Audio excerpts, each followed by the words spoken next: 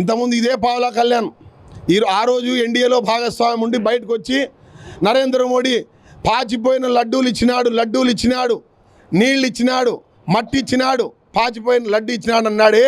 మళ్ళీ ఈరోజు ఈ పెద్ద మనిషి ఏ రకంగా ఆ సభలో పాల్గొంటాడు? ఈ చంద్రబాబు నాయుడు గారు ఆ రోజు రాజధానికి అమరావతికి నిధులు కేటాయించలేదు అని చెప్పేసి పూర్తి స్థాయిలో జొదమెచ్చినటువంటి ఇప్పుడుండే అధికారంలో ఉండే చంద్రబాబు నాయుడు గారు ఏ రకంగా తలెత్తుకొని రెండోసారి ఆయన పిలిచారో మాకైతే అర్థం కావడంలే.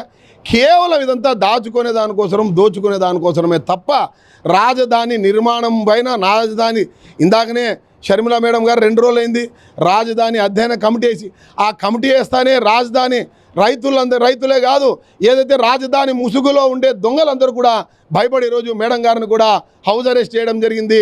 ఉద్యమాల రూపంలో ఈరోజు కూడా ఏదైతే నరేంద్ర మోడీ గారు వస్తున్నారో ఈ హౌస్ అరెస్ట్కు నిరసనగా దీక్ష కూడా మేము కాంగ్రెస్ పార్టీ నాయకులుగా, కార్యకర్తలుగా ఈరోజు కార్యాచరణ చేపడతాం జరుగుతుంది.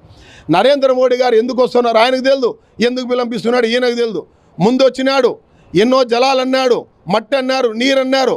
రాష్ట్ర ప్రజలు నోట్లో అయితే మట్టి తప్ప మిగతాది ఏం మిగల్లా. ఆ నీళ్లు కానీ ఎక్కడ పోసినారో ఆ రాజధాని జరిగిన శంకుస్థాపన ప్లేసు అయ్యా, ఆ శిలా పథకాలు ఎన్నిసార్లు ఓపెన్ చేస్తారు? ఆ శిలా పథకాలు ఓపెన్ చేసుకొని ఉండేదా అరాకొరమని మీరే చెప్తున్నారు. రాష్ట్ర ప్రభుత్వం లోటు బడ్జెట్లో ఉంది, జీతాలు ఇచ్చేదానికి కూడా సమస్యలు ఏర్పడుతున్నాయి.